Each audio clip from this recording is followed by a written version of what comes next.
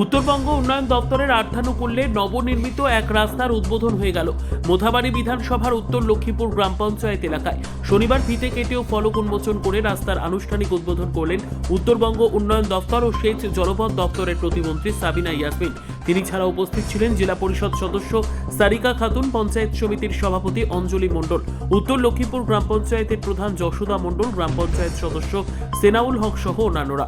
এদিন তাদের সকলের উপস্থিতিতে মন্ত্রী সাবিনা ইয়াসমিন উত্তর লক্ষ্মীপুরের পিরুটোলা এলাকায় প্রায় 32 লক্ষ টাকা বরাদ্দে 450 মিটার নবনির্মিত রাস্তার উদ্বোধন করেন।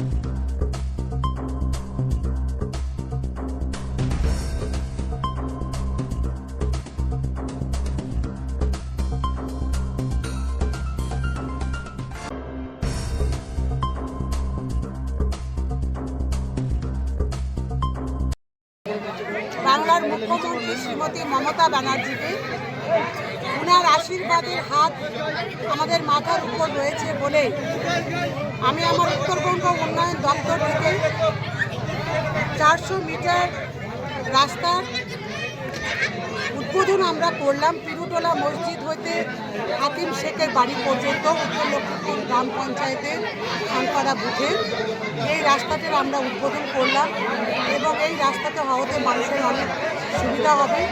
অত্যন্ত চলতি রাস্তা।